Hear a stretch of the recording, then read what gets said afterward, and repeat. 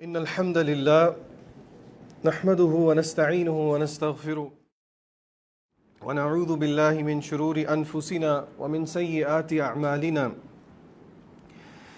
من يهدي الله فلا مضل له ومن يضلله فلا هادي له وأشهد أن لا إله إلا الله وحده لا شريك له وأشهد أن محمدًا عبده ورسوله أما بعد قال الله تبارك وتعالى في كتابه الكريم بعد أن أقول أعوذ بالله من الشيطان الرجيم بسم الله الرحمن الرحيم فلا أقسم بمواقع النجوم وإنه لقسم لو تعلمون عظيم إنه لقرآن كريم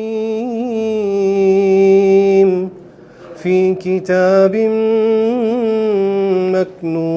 مكنون لا يمسه إلا المطهرون تنزيل من رب العالمين أفبهذا الحديث أنتم مدهنون وتجعلون رزقكم أنكم تكذبون فلولا إذا بلغت الحلقوم وأنتم حينئذ تنظرون ونحن أقرب إليه منكم ولكن لا تبصرون فلولا إن كنتم غير مدينين ترجعونها إن كنتم صادقين رب اشرح لي صدري ويسر لي أمري واحلل عقدة من لساني يفقه قولي سبحانك لا علم لنا إلا ما علمتنا إنك أنت العليم الحكيم اللہ رب العزت کا جتنا زیادہ شکر کیا جائے اتنا کم ہے، اور یہ جملہ میں روایتاً نہیں بول رہا. میرا یہاں پہ آنا، یہاں پہ بیٹھنا، آپ کا اپنی مصروفیات میں سے ٹائم نکالنا، یہاں پہ بیٹھنا، یہ میری اور آپ کی اپنی مرضی سے اور اپنی خواہش سے محض نہیں ہے. یہ بات ذہن نشین کر لیں. یہ صرف اور صرف اللہ رب العزت کی توفیق سے ہے کہ آپ اور میں ادھر بیٹھے ہیں اور ایک خاص مقصد کے لیے بیٹھے ہیں. اور اللہ تعالیٰ کا کرنا یہ ہے کہ اس وقت جس دن ہم اکٹھے ہیں وہ دن بہت بابرکت ہے. جس ٹائم پہ ہم بیٹھے ہیں اس ٹائم پہ اللہ کے نبی صلی اللہ علیہ وسلم کی کچھ احادیث مبارکہ کی روشنی سے یہ پتہ لگتا ہے کہ یہ ساعۃ الاستجابہ ہے. یہ وہ وقت ہے جہاں پہ دعائیں قبول ہوتی ہیں. تو اپنے حلقے کو باقاعدہ شروع کرنے سے پہلے میں نبی کریم صلی اللہ علیہ وسلم کی ایک بہت پیاری حدیث آپ کے سامنے رکھنا چاہوں گا. مقصد خود کو بھی یاد دہانی کروانا ہے اور آپ سب کو بھی، تاکہ انشاءاللہ ہم جس نیت سے آئے ہیں اس کو مزید جو ہے اس میں نکھار پیدا کریں اور اللہ رب العزت سے حسن ظن رکھنے کا حق ادا کریں. جیسے کہ حدیث میں آتا ہے کہ نبی کریم صلی اللہ علیہ وسلم فرماتے ہیں کہ اللہ تعالیٰ فرماتے ہیں میں بندے کے ساتھ ویسا ہی ہو جاتا ہوں جیسا کہ وہ میرے سے گمان کرتا ہے. حضرت ابو ہریرہ رضی اللہ تعالیٰ عنہ سے مروی ہے کہ رسول اللہ صلی اللہ علیہ وسلم نے فرمایا اللہ تعالیٰ کے کچھ فرشتے ہیں جو کہ اللہ کے ذکر کرنے والوں کو تلاش کرتے ہوئے راستوں میں گھومتے ہیں. یہ بات ذہن میں رکھیں کہ یہ محفل اللہ کے ذکر کی محفل ہے، کتاب و سنت کی اس میں بات ہوتی ہے، اس لیے اس روح سے اس محفل کا جو حکم ہے انشاءاللہ وہ اللہ کے ذکر کی محفل ہے. تو کچھ فرشتے ہیں جو کہ گھومتے پھرتے ہیں. جب وہ کسی ایسی محفل میں یا ایسی جماعت کو پاتے ہیں جو کہ اللہ کے ذکر میں مصروف ہوتی ہے تو وہ فرشتے آپس میں ایک دوسرے سے مکالمہ کرتے ہیں، ایک دوسرے کو پکار کر کہتے ہیں کہ بھائی ادھر آ جاؤ، یہ آنے کی جگہ ہے، یہاں تمہاری حاجت اور مطلوبہ چیز ہے.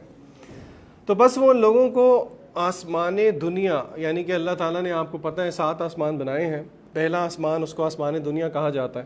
حدیث کے الفاظ ہیں کہ یہ فرشتے جو کہ اللہ کے ذکر کرنے والوں کو ڈھونڈتے ہیں، اور پھر اگر ان کو کوئی محفل مل جائے تو وہ اس کے پاس آ کے اس کے ارد گرد ہلکا دائرہ لگا دیتے ہیں آسمان دنیا تک، اور اس محفل کو وہ اپنے پروں سے ڈھانپ لیتے ہیں۔ جب وہ وہاں سے فارغ ہو کر اللہ تعالیٰ کے پاس پہنچتے ہیں اور ان کا رب ان سے پوچھتا ہے، حالانکہ اللہ تعالیٰ کو پوچھنے کی ضرورت نہیں ہے، اللہ تعالیٰ علیم ہے، پہلے سے جانتے ہیں، تو اللہ تعالیٰ جو ہے وہ ان سے پوچھتے ہیں، حالانکہ اللہ خوب جانتا ہے کہ میرے بندے کیا کہتے تھے، میرے بندے کیا کہتے تھے۔ آپ صلی اللہ علیہ وسلم نے فرمایا کہ فرشتے جواب دیتے ہیں، یا اللہ وہ تیری تسبیح و تکبیر اور تیری تمحید اور تمجید کرتے تھے، یعنی کہ اللہ تعالیٰ کی تعریف کر رہے ہیں، اللہ کی تسبیح کر رہے ہیں۔ اللہ تعالیٰ ان سے پوچھتا ہے کیا انہوں نے مجھے دیکھا ہے؟ سوچنے والی بات یہ ہے کہ اللہ تعالیٰ کو پتہ ہے، لیکن یہ میری اور آپ کی تربیت کے لیے ہے، یہ ایک سکھانے کا انداز ہے۔ تو فرشتے کہتے ہیں اللہ کی قسم انہوں نے تو آپ کو نہیں دیکھا۔ تو اللہ تعالیٰ فرماتے ہیں اگر وہ مجھے دیکھ لیں تو ان کا کیا حال ہو۔ آپ صلی اللہ علیہ وسلم فرمایا کہ فرشتے عرض کرتے ہیں یا اللہ اگر وہ تجھے دیکھ لیں تو تیری اس سے بھی زیادہ عبادت کریں، اس سے بھی زیادہ تیری بزرگی بیان کریں اور تیری بندگی کریں۔ تو اللہ تعالیٰ پوچھتا ہے وہ کیا مانگتے ہیں؟ اللہ تعالیٰ سوال کرتے ہیں کہ یہ بندے جو اکٹھے ہیں یہ کیا مانگتے کیا ہیں؟ آپ نے فرمایا، فرشتے جواب دیتے ہیں کہ وہ تجھ سے جنت مانگتے ہیں۔ ہم اللہ سے یہاں پہ رک کے سوال کرتے ہیں اور اس میں کوئی شرمانا نہیں چاہیے، اللہ سے ہم دعا کرتے ہیں اس محفل کی برکت سے، یا اللہ اللہم انا نسألک الجنت الفردوس، یا اللہ ہم بہت گناہ گار ہیں لیکن پھر بھی اپنے گناہوں کے باوجود ہم آپ سے جنت کا سوال کرتے ہیں۔ تو آپ نے فرمایا فرشتے جواب دیتے ہیں کہ وہ تجھ سے جنت مانگتے ہیں۔ آپ صلی اللہ علیہ وسلم نے فرمایا کہ اللہ تعالیٰ کہتا ہے کہ انہوں نے کیا جنت کو دیکھا ہے، کیا جنت دیکھی ہے؟ فرشتے عرض کرتے ہیں نہیں، اللہ کی قسم نہیں دیکھی، اے رب انہوں نے جنت تو نہیں دیکھی۔ آپ صلی اللہ علیہ وسلم نے پھر فرمایا کہ اللہ فرماتا ہے اگر وہ جنت دیکھ لیں تو ان کا کیا حال ہو۔ آپ صلی اللہ علیہ وسلم نے فرمایا کہ فرشتے کہتے ہیں اگر وہ اس کو دیکھ لیں تو اس کے لیے اس جنت کی حرص، اس کی طلب اور زیادہ شدید ہو جائے اور اس میں ان کی رغبت اور زیادہ بڑھ جائے۔ تو اللہ تعالیٰ پھر پوچھتا ہے کہ وہ کس چیز سے پناہ مانگتے تھے؟ فرشتے عرض کرتے ہیں وہ جہنم کی آگ سے پناہ مانگتے ہیں۔ آپ صلی اللہ علیہ وسلم نے فرمایا کہ اللہ رب العزت فرماتے ہیں، اللہ رب العزت فرماتے ہیں کہ انہوں نے کیا اسے دیکھا ہے؟ آپ صلی اللہ علیہ وسلم نے فرمایا فرشتے عرض کرتے ہیں نہیں، اللہ کی قسم انہوں نے اس کو دیکھا تو نہیں۔ فرشتے عرض کرتے ہیں نہیں، اللہ کی قسم انہوں نے تو اس کو نہیں دیکھا۔ تو اللہ تعالیٰ فرماتے ہیں کہ اگر وہ اس جہنم کو دیکھ لیں تو ان کا کیا حال ہو۔ آپ صلی اللہ علیہ وسلم نے فرمایا کہ فرشتے عرض کرتے ہیں اگر وہ اسے دیکھ لیں تو اس سے کہیں زیادہ دور بھاگیں گے اور اس سے کہیں زیادہ ڈریں گے۔ آپ صلی اللہ علیہ وسلم فرمایا کہ اللہ فرماتا ہے، اب غور سے سنیے، غور طلب بات میرے اور آپ کے لیے اس حدیث میں کیا ہے۔ اللہ رب العزت فرما رہے ہیں کہ پس میں تمہیں اس بات کا گواہ بناتا ہوں۔ اب یہاں پہ رک جائیے اور سوچئے اللہ تعالیٰ کو فرشتوں کو گواہ بنانے کی ضرورت ہے؟ ضرورت ہے اس چیز کی؟ نہیں ضرورت۔ علماء سمجھاتے ہیں کہ یہ اللہ رب العزت نے فرشتوں کو جو گواہ بنایا ہے یہ میرے اور آپ کے لیے کسی بھی قسم کا شک شبہ اس کو رفع کرنے کا مقصد ہے۔ اللہ کہہ دیں تو اس سے زیادہ سچی بات کسی کی نہیں ہے، لیکن یہ میرے اور آپ، علماء سمجھاتے ہیں کہ یہ میرے اور آپ کے دل کی تسلی کے لیے اللہ تعالیٰ کہتے ہیں کہ فرشتوں تم گواہ ہو جاؤ کہ میں نے انہیں معاف کر دیا، میں نے انہیں بخش دیا۔ آپ علیہ السلام نے فرمایا فرشتوں میں سے ایک فرشتہ عرض کرتا ہے اللہ ان میں سے تو ایک آدمی ایسا تھا جو کہ اس محفل میں بیٹھنے کے لیے نہیں آیا تھا، بس وہ تو ایک کام کے لیے گزر رہا تھا اور وہ راہ گزرتے ہوئے ان کے ساتھ بس بیٹھ گیا، یعنی کہ وہ اس مقصد کے لیے نہیں آیا تھا کہ وہ اس محفل میں شامل ہو جائے، بس گزرتے گزرتے اس کی شمولیت ہو گئی اس محفل میں۔ اللہ تعالیٰ فرماتا ہے یہ اللہ کو یاد کرنے والے ایسے ہم نشین ہیں کہ ان سے ساتھ بیٹھنے والا بھی محروم نہیں رہتا، او کما قال النبی صلی اللہ علیہ وسلم۔ تو دیکھیے ٹھیک ہے ہم نے ارادہ کیا، لیکن یہ بات ذہن میں رکھ لیجئے لا حول ولا قوت الا باللہ کی تفسیر یہی ہے کہ نیکی کرنے کی توفیق اللہ کی طرف سے ہے، گناہ سے رکنے کی توفیق بھی اللہ رب العزت کی طرف سے ہے۔ تو یہ بات ذہن میں رکھ لیں، ہم سب اور یہ نبی کریم صلی اللہ علیہ وسلم کی حدیث کی روح سے میں آپ کو بتا رہا ہوں، ہم سب بہت گناہ گار ہیں، کل بنی آدم خطا، بہت زیادہ گناہ کرنے والے ہیں، لیکن اپنے گناہوں کے باوجود ہم اللہ تعالیٰ کے سامنے جب اس چیز کا اعتراف کرتے ہیں، یا اللہ ہم میں کمزوری ہے، ہم اس مقصد کے تحت سے آئے ہیں، یقین کیجئے کہ اللہ تعالیٰ سے برا ظن کرنا وہ حرام ہے، اللہ تعالیٰ سے برا ظن نہیں کرنا چاہیے۔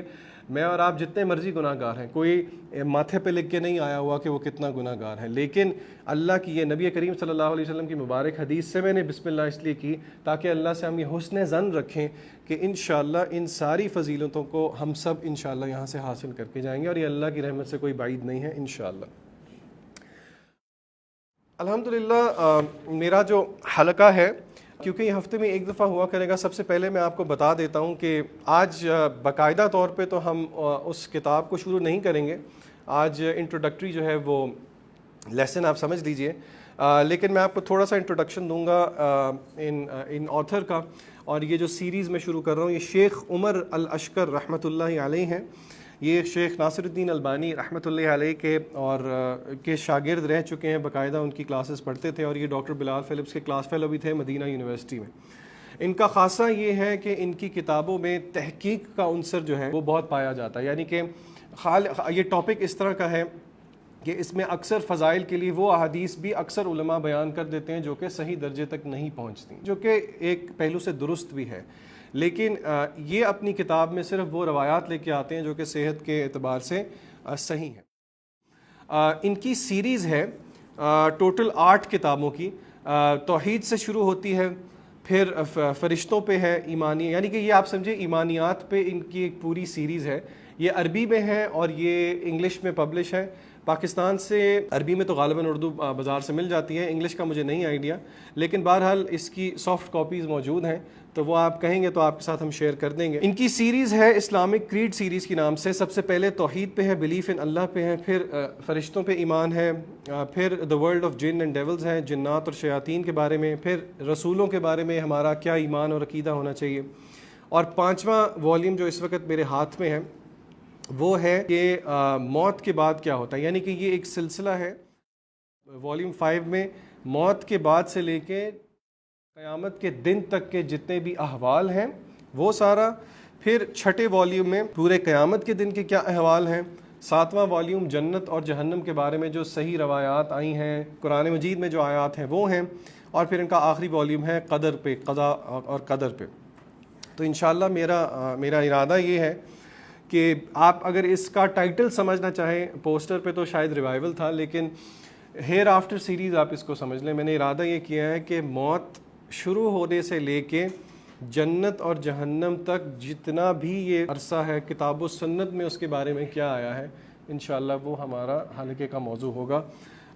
یہ کتنا لمبا چلتا ہے واللہ تعالی عالم، لیکن بہرحال یہ موضوع میں نے کیوں جو ہے وہ چوز کیا ہے، اس کی کافی ساری وجوہات ہیں، وہ وجوہات میں آپ کے سامنے رکھنا چاہتا ہوں، اور پھر ہم انشاءاللہ آج 6 بجے ہی اگلے آدھے گھنٹے کے اندر اپنا جیسے وعدے کے مطابق اس کو ختم کریں گے۔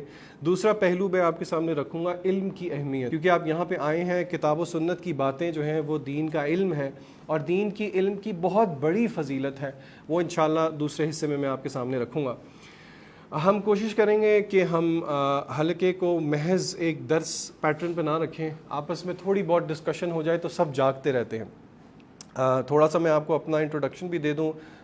پروفیشن کے اعتبار سے میں خود ایک ٹیچر ہوں، اور اے لیولز کو مختلف اداروں میں پڑھاتا ہوں۔ تو سب سے پہلی بات ہم جو اگلے 2 حصے ہیں اس میں سے سب سے پہلی بات پہ ہم بات کریں گے کہ موت کا ٹاپک میرے اور آپ کے لیے کیوں ضروری ہے۔ متفرق موضوعات ہیں جن پہ بات کی جا سکتی ہے، لیکن موت ہی کیوں، موت کو ڈسکس کرنے کے کیا فائدے ہیں میری ذاتی زندگی پہ۔ میں نے، آپ یقین کریں، میری اللہ سے دعا تھی سب سے زیادہ فائدہ جو ہے وہ مجھے ہو، اور آپ یقین کریں کہ دین کا جو مزاج ہے وہ یہی ہے کہ یا تو آپ سیکھتے سکھاتے رہنا چاہیے، ٹھیک ہے۔ سب سے زیادہ فائدہ جو ہے وہ مدرس کو ہونا چاہیے، پڑھانے والے کو ہونا چاہیے۔ خود انٹروسپیکشن ہوتی ہے کہ آپ جو، اور یہ بہت بڑا فائدہ ہے، آپ یقین کریں، میں کو پچھلے 2-3 ہفتے سے اس کی تیاری وغیرہ کر رہا تھا، تو اکثر و بیشتر جب میرے ذہن میں ویسے موت اس طرح کا ٹاپک ہے کہ ہر کوئی اس کو ڈسکس کرنا سننا ہر وقت پسند نہیں کرتا. میں اگر ابھی آپ کو کہہ دوں ہم دجال کے بارے میں بات کریں, باقی قیامت کی نشانیوں کے بارے میں بات کریں, اور ٹاپکس پہ بات کریں, تو اکثر و بیشتر لوگ سننے کو تیار ہوتے ہیں. لیکن آپ اس حقیقت سے ایگری کریں گے, موت کے بارے میں ڈسکشن کو اتنا ویلکم نہیں کیا جاتا. دینی حلقات میں نہیں, کسی بھی آپ کسی پروفیشنل جگہ پہ چلے جائیں, ڈیتھ کے ٹاپک کو ڈسکس کرنا پسند نہیں کریں گے, بیکاز اس کی ایک وجہ ہے.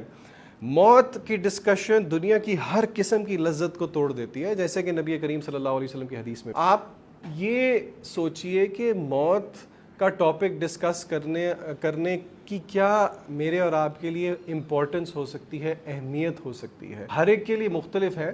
ہم ایک لسٹ کے بارے میں بات کریں گے, میں نے تو ایک لسٹ ذہن میں بنائی ہوئی ہے, لیکن میں آپ کو 1 منٹ دیتا ہوں, سوچیں ذرا. حدیث میں آتا ہے آپ صلی اللہ علیہ وسلم نے فرمایا کہ مرد جو ہے وہ اپنی گھر کی عورت کو گھر پہ سرپرائز نہ دے, اطلاع کر کے آئے. اس کی بہت ساری وجوہات ہیں. ہم میں سے ہر ایک کو سرپرائز ملنے والا ہے, اور وہ ہے موت کا سرپرائز.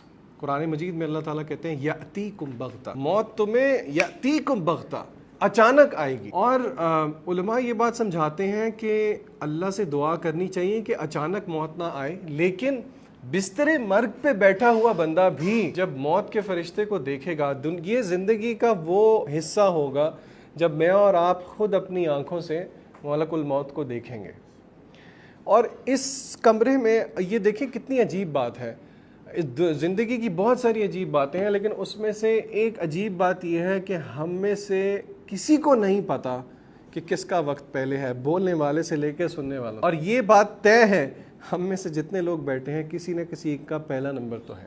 شاید آج رات کو سو کے ہم جاگے ہی نہ, شاید کل, اور اس سے کوئی انکار نہیں ہے. واللہ عالم, اللہ تعالیٰ کو بہتر پتہ ہے.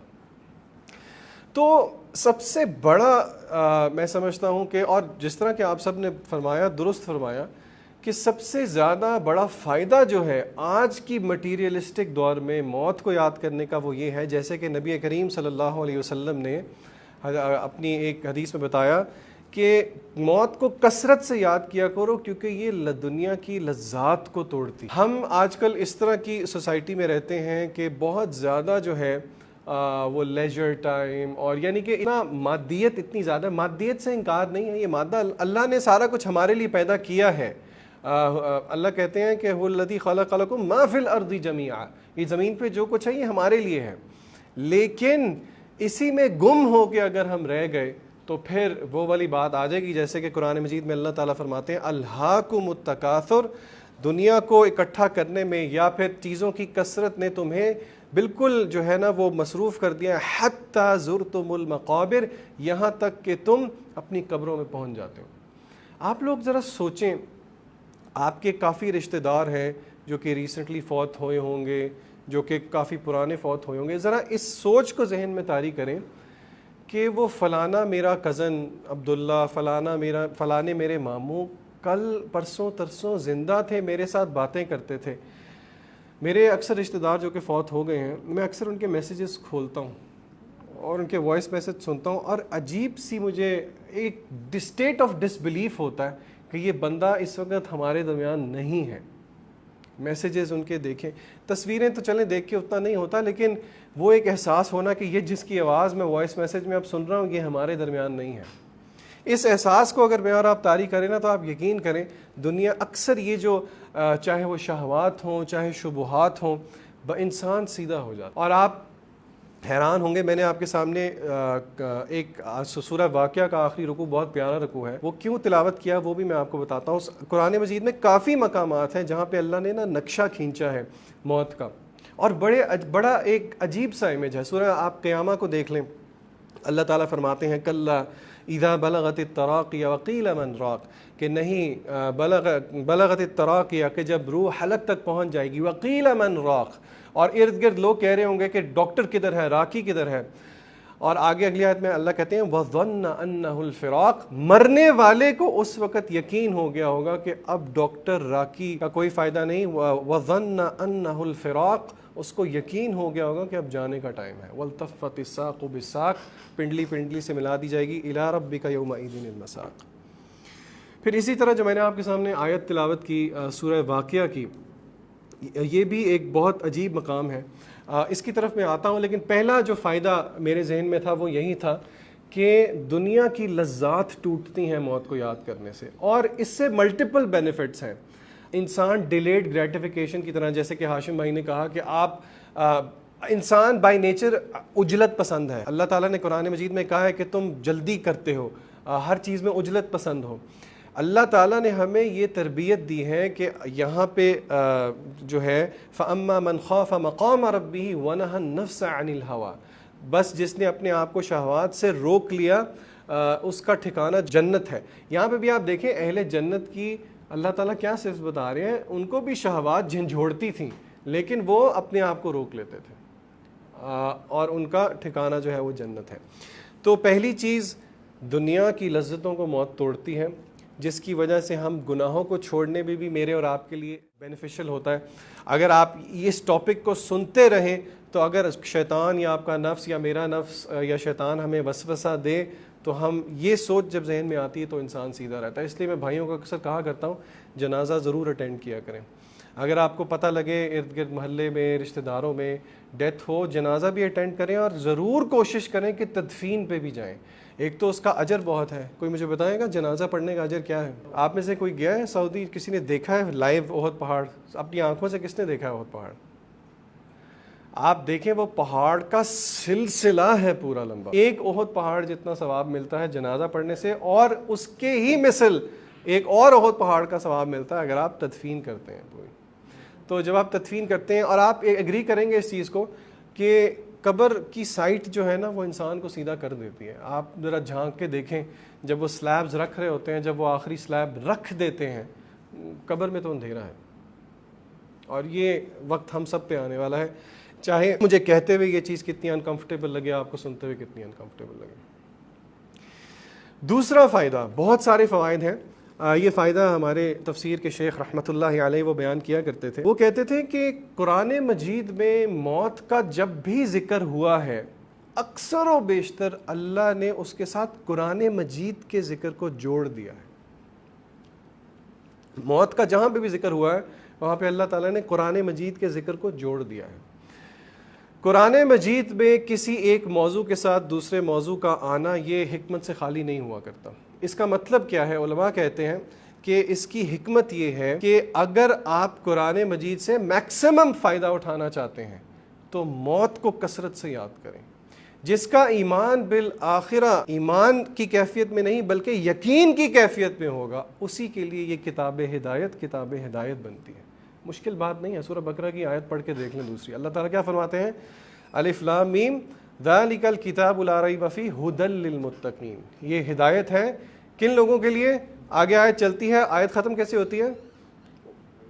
اولئک علی ھدی من ربہم واولئک، اور اس سے پہلے کیا ہے؟ وبالآخرۃ ھم یوقنون، جو کہ آخرت پر یقین رکھتے ہیں۔ تو میں نے آپ کے سامنے جو پورشن تلاوت کیا ہے سورہ واقعہ کا، اس میں اللہ تعالیٰ فرماتے ہیں فلا اقسم بمواقع النجوم، اللہ قسم کھاتے ہیں بلیک ہولز کی، وَإِنَّهُ لَقَسَمٌ لَوْ تَعْلَمُونَ عَظِيمٌ، اور اللہ تعالیٰ قسم کھانے کے بعد یہ کہہ رہے ہیں کہ یہ میں نے بہت بڑی قسم کھائی ہے۔ اچھا، یہ اسلوب عام طور پہ قسم کھا کے قرآن مجید میں اللہ تعالیٰ کا نہیں ہے۔ آپ مجھے خود بتائیں، میں اگر گھر کا بڑا ہوں فرض کریں، اور میں گھر کے چھوٹے کو کوئی بات کر دوں تو میرا بڑا ہونا میرے بات کہنے میں وزن پیدا کر دیتا ہے نا۔ ایک پوزیشن آف اتھارٹی والا فگر کوئی بات کہے اس میں وزن ہوتا ہے۔ میرے والد صاحب گھر میں دادا ہیں، وہ کوئی بات کہہ دیں تو کیا ان کی بات کا وزن میری بات کے وزن سے زیادہ ہے؟ ملک کا صدر کوئی بات کہہ دے، اس کی بات کا وزن پورے ملک کے لیے بہت زیادہ ہوتا ہے۔ ان سب کا بنانے والا اگر کوئی بات کہہ دے، اللہ کی بات سے زیادہ وزن کسی میں ہے؟ وَمَنْ أَصْدَقُ مِنَ اللَّهِ قِيلًا، نہیں ہے۔ تو اگر اللہ تعالیٰ کی بات میں وزن ہے، پھر بھی اللہ تعالیٰ قسم کھا لیں کہ قسم ہے مجھے، اور کس چیز کی قسم ہے؟ بلیک ہولز کی، اور پھر قسم کھا کے یہ اللہ کہہ رہے ہیں یہ بہت بڑی قسم ہے۔ اس پہ کیا حکمت ہے؟ علماء کہتے ہیں کہ قسم کھانے والی پہلی بات ہے، بات اللہ تعالیٰ کی ہے، وزن پیدا ہو گیا۔ قسم کھا لی اور وزن پیدا ہو گیا۔ قسم کھا کے یہ کہہ دیا یہ بہت بڑی قسم ہے، کوئی گنجائش باقی ہے؟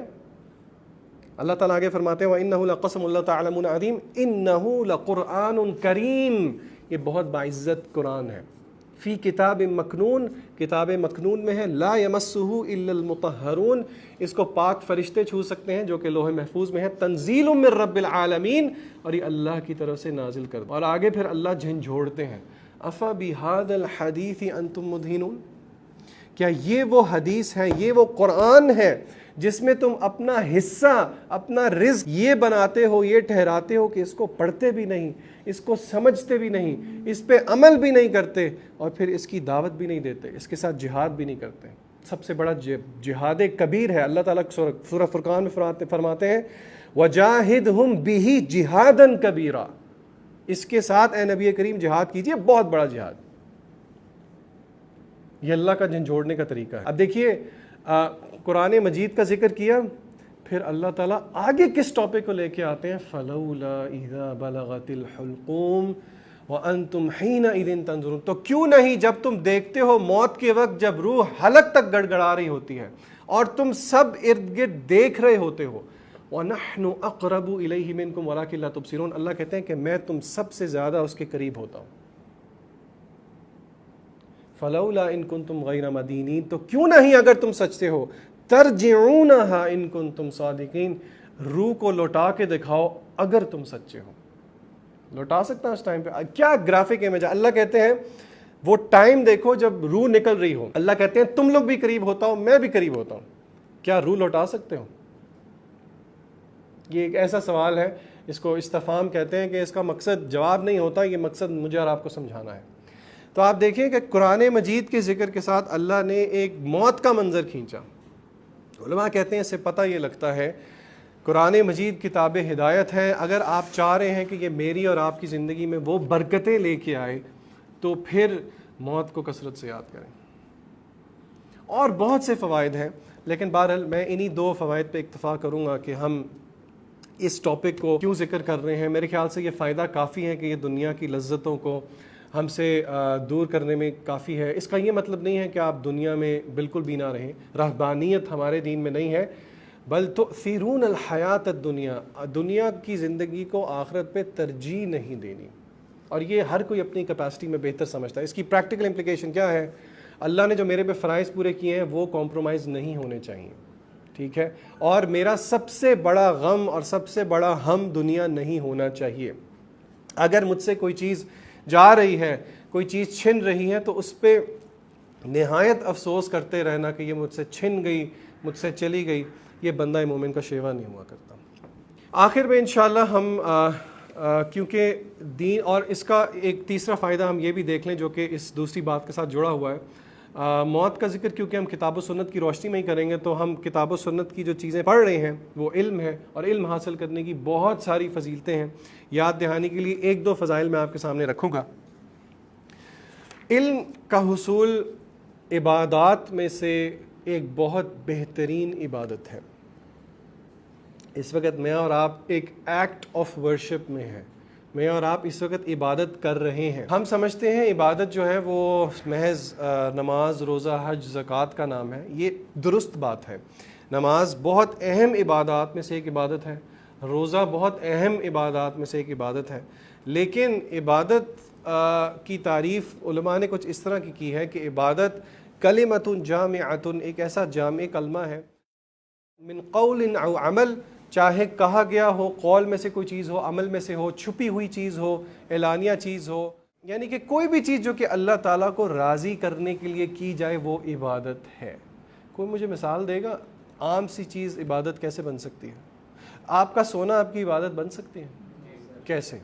کوئی ویسے تو اچھی بات ہے، باوضو سونا چاہیے، عشاء کی نماز ظاہری بات ہے پڑھ کے سونی چاہیے، تسبیحات، چلیں for the sake of argument کوئی بیچارہ یہ نہیں کر پاتا، بہت ہی تھکاوٹ ہے، اور ایسی تھکاوٹ ہو جاتی ہے۔ ویسے میں جب حج پہ گیا تھا، آپ یقین کریں کہ لیٹ کے آیت الکرسی بھی پوری اللہ لا الہ الا ہوا، اور بس اتنی تھکاوٹ ہوتی تھی کہ اذکار نہیں کیے جاتے تھے۔ تو اگر کوئی نہیں کر پایا اذکار تو اس کی نیند بھی عبادت نہیں بن سکتی۔ پھر شاباش، نیت۔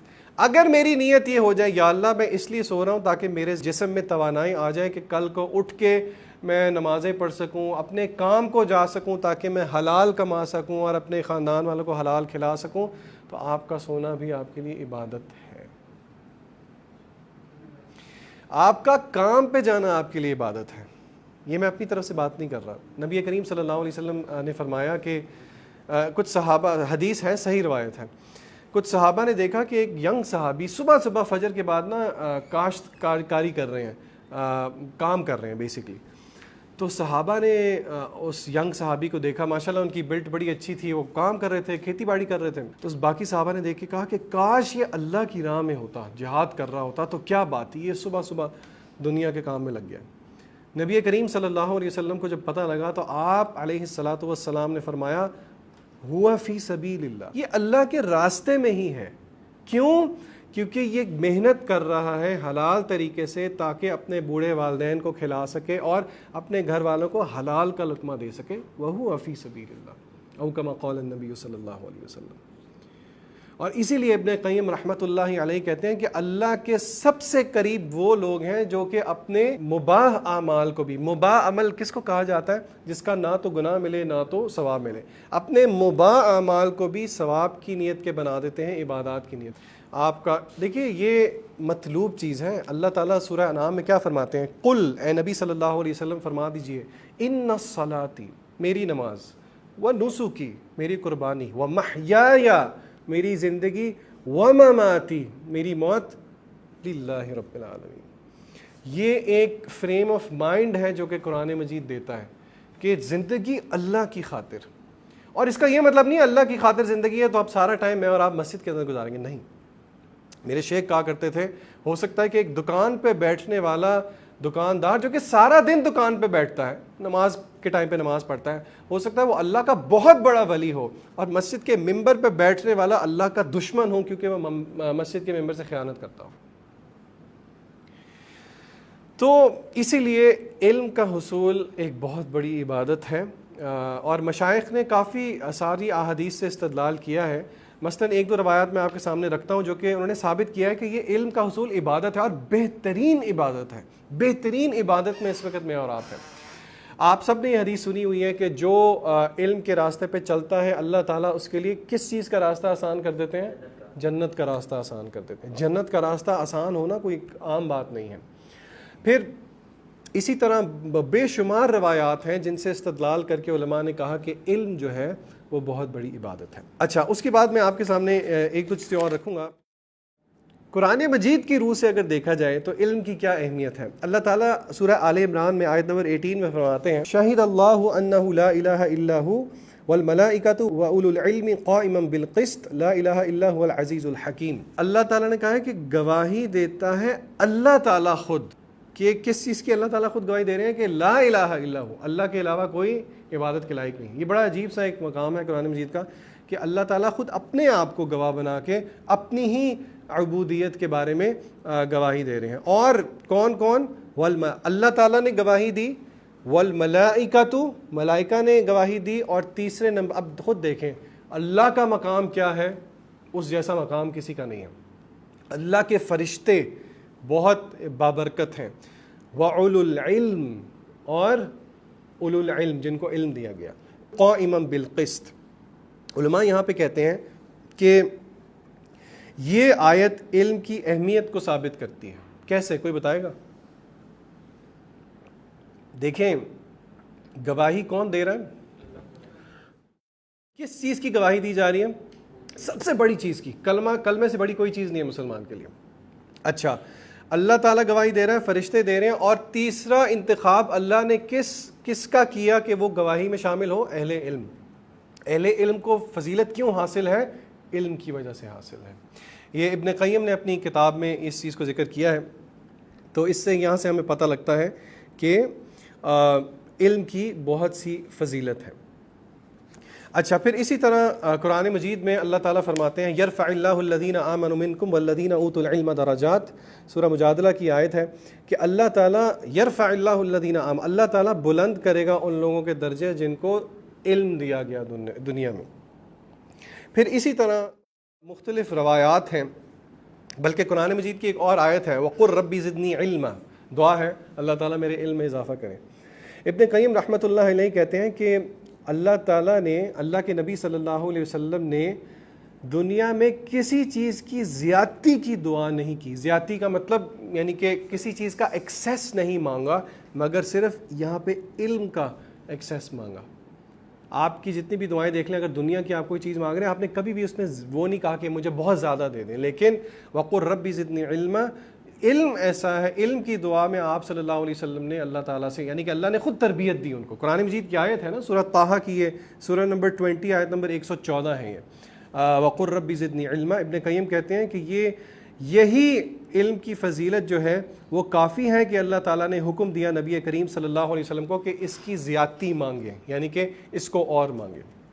اور پھر اللہ تعالیٰ نے سورہ زمر کے اندر ایک سوال استفہام رکھا، قُلْ هَلْ يَسْتَوِي الَّذِينَ يَعْلَمُونَ وَالَّذِينَ لَا يَعْلَمُونَ، کیا کہہ دیجئے کہ علم رکھنے والے اور نہ جاننے والے برابر ہو سکتے ہیں؟ نہیں ہو سکتے۔ اس کا جو جواب ہے وہ یہی ہے۔ پھر بہت ساری روایات ہیں، آپ کے سامنے کچھ روایات میں ضرور رکھوں گا۔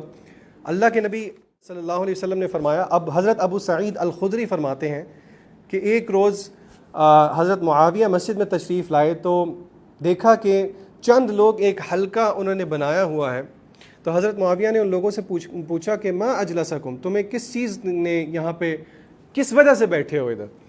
تو لوگوں نے کہا کہ جلسنا، ہم لوگ اللہ کا ذکر کرنے کے لیے بیٹھے ہیں۔ حضرت معاویہ نے فرمایا کہ اللہ کی قسم یہی بات ہے کہ تمہیں اس مقصد کے سوا کسی اور چیز نے یہاں پہ نہیں بٹھایا؟ یعنی کہ انہوں نے کنفرم کرنے کے لیے پوچھا کیا واقعی صرف یہی ریزن ہے کہ آپ لوگ یہاں پہ بیٹھے ہیں؟ تو لوگوں نے کہا ہاں، اللہ کی قسم اس مقصد کے سوا کسی اور مقصد کے لیے ہم نہیں بیٹھے۔ تو حضرت معاویہ نے کہا میں نے تم سے قسم لے کے یہ بات اس لیے نہیں پوچھی کہ مجھے تمہارے اوپر کوئی شک و شبہ تھا، یہ اصل بات یہ ہے کہ میری عادت رسول اللہ صلی اللہ علیہ وسلم سے زیادہ حدیثیں روایت کرنے کی نہیں ہے۔ جتنے لوگ نبی کریم صلی اللہ علیہ وسلم کی صحبت میں بیٹھے تھے، ان میں میرا درجے کا کوئی ایسا آدمی نہیں ہے جس نے حضور علیہ السلام سے میری نسبت روایات کم بیان کی ہوں، یعنی کہ میں حدیثیں بہت کم روایات کرنے کا عادی ہوں۔ راوی بتا رہے ہیں یہ حدیث مجھے اچھی طرح یاد ہے، اس وجہ سے اسے بیان کر رہا ہوں۔ پھر انہوں نے بیان کیا کہ ایک روز رسول اللہ صلی اللہ علیہ وسلم اپنے گھر مبارک سے باہر نکل کر ایک گروہ کے پاس آئے، تو آپ نے یہی سوال پوچھا جو اس صحابی نے پوچھا تھا کہ تمہیں کس چیز نے ادھر بٹھایا ہوا ہے؟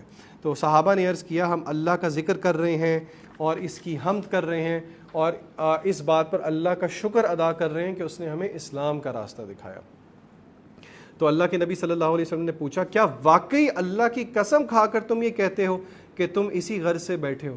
اب دیکھیں یہ ایک عجیب سی بات ہمیں لگ رہی ہے، کیونکہ صحابہ کی بات پہ آپ صلی اللہ علیہ وسلم اکثر اس طرح کا رویہ اختیار نہیں کیا کرتے تھے کہ آپ صحابہ سے قسم لے کے پوچھتے ہیں کہ کیا واقعی جو تم کہہ رہے ہو اللہ کی قسم وہ یہی بات ہے؟ تو صحابہ نے عرض کیا اللہ کی قسم ہم اسی مقصد کے لیے بیٹھے ہوئے ہیں۔ تو رسول اللہ صلی اللہ علیہ وسلم نے فرمایا میں نے تمہیں جو قسم دے کے پوچھا ہے تو کچھ اس کی وجہ سے نہیں کہ مجھے تم پر شک تھا، اصل بات یہ تھی کہ میرے پاس جبرائیل آئے تھے اور انہوں نے آ کر مجھے خبر دی کہ اللہ تعالیٰ اپنے ملائکہ کے سامنے تم پر فخر کر رہا ہے۔ اس حدیث کی روح سے انشاءاللہ اس وقت اللہ رب العزت کی ذات میرے اور آپ پہ فخر کر رہی ہے۔ اللہ سے حسن ظن رکھنا چاہیے۔ آپ یہ شیطانی وسوسے ہیں میں بہت گناہ گار ہوں، بالکل ہم بہت گناہ گار ہیں، خطا کار ہیں، لیکن اللہ تعالیٰ سے حسن ظن رکھتے ہیں ہم انشاءاللہ کہ یہ جو اوقات ہم نے صرف کیا ہے، بہت سے ایسے لوگ ہیں جو کہ اس وقت آ سکتے تھے لیکن وہ نہیں آئے۔ آپ کو اگر اللہ نے توفیق دی ہے تو اس پہ میں اور آپ اللہ تعالیٰ کا شکر ادا کریں۔ یہ بہت بابرکت محافل ہیں اور آپ یقین کیجئے، میں آپ کو ذاتی تجربے سے بتاتا ہوں، اگر آپ اپنی زندگی میں برکات کو محسوس کرنا چاہتے ہیں تو ہفتے میں ایک دن آدھا گھنٹہ اللہ کے دین کو سیکھنے کے لیے اس طرح کی کسی بھی محفل کے لیے وقف کر دیں، آپ اوپر سے نیچے سے آگے سے پیچھے سے برکتیں نازل ہوتے ہوئے دیکھیں۔ تو انشاءاللہ ہم آج جو ہے اسی انٹروڈکشن پہ ختم کرتے ہیں۔ میں بہت جلدی ویری کوئکلی آپ کو بتا دیتا ہوں کہ ہمارا فارمیٹ کیا ہوگا۔ یہ جو کتاب ہے یہ کتاب شروع ہو رہی، اس میں انہوں نے مختلف چیپٹرز باب باندھے ہوئے ہیں۔ سب سے پہلا جو باب ہے وہ کچھ ڈیفینیشنز کا ہے کہ قیامت کی کیا تعریف ہے، قیامت صغریٰ، قیامت کبریٰ کس کو کہتے ہیں، برزخ کس کو کہتے ہیں، موت کی ڈیفینیشن کیا ہے، پھر اگلا چیپٹر ہے کہ موت کا وقت ہے، اس بارے میں کیا احادیث ہیں ساری. پھر اسی طرح ایک اہل ایمان کا اللہ کو ملنا، اللہ سے ملاقات کرنا، اس کے بارے میں احادیث. حسن الخاتمہ کی کیا وجوہات ہیں، برے خاتمے کی کیا وجوہات ہیں. پھر اسی طرح قبر کے احوال جتنے بھی ہیں، نیک و کار کے لیے، بد کے لیے. پھر اسی طرح روح اور نفس میں فرق. پھر اسی طرح برزخ میں کیا حال احوال ہوتے ہیں. اور پھر اس کے بعد جو ہے، یعنی کہ یہ سلسلہ جو ہے انشاءاللہ ہم اس کو رکھیں گے. اور اگلی کلاس میں ایک بہت لمبی حدیث ہے، اس سے ہم شروع کریں گے. براء ابن عازب رضی اللہ تعالیٰ عنہ سے وہ اس حدیث کی روایت ہے، اور ابن قیم کہتے ہیں کہ وہ حدیث جو ہے اس ٹاپک کی اساس ہے. اس سے کوئی 29-30 دین کے اصول ثابت ہوتے ہیں. تو انشاءاللہ اس سے ہم باقاعدہ طور پہ اس کتاب کا آغاز کریں گے. اللہ تعالیٰ سے دعا ہے کہ اللہ تعالیٰ ہمارے برے اعمال کو نہ دیکھے، بلکہ اپنی رحمت کی طرف دیکھ کے اس محفل کی برکت سے اللہ تعالیٰ ہمارے صغیرہ کبیرہ تمام گناہوں کو معاف کر دے. اللہ ہمیں ریاکاری سے محفوظ رکھے، شہوات سے، شبہات سے، اور اللہ تعالیٰ ہمیں موت سے پہلے توبہ کی، موت کی تیاری کی توفیق عطا فرمائے. اللہم انا نسألک حسن الخاتمہ. اس یقین کے ساتھ دعا پڑھیں، دعا پہ آمین کہیں. یہ محفل بھی بابرکت ہے، یہ دن بھی بابرکت ہے، یہ گھڑی بھی بابرکت ہے.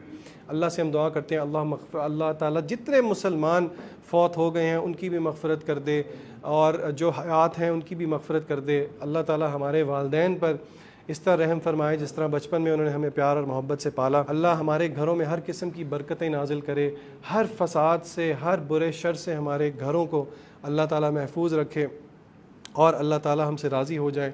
قبر کے عذاب سے ہمیں محفوظ رکھے، جہنم کے آگ سے ہمیں بچا لے. اور آج جس طرح ہم یہاں پہ جمع ہیں، جنت کے اندر بھی اللہ تعالیٰ ہمیں جمع کر دے، اور یہ اللہ کی رحمت سے بعید نہیں ہے. وآخر دعوانا ان الحمد للہ رب العالمین.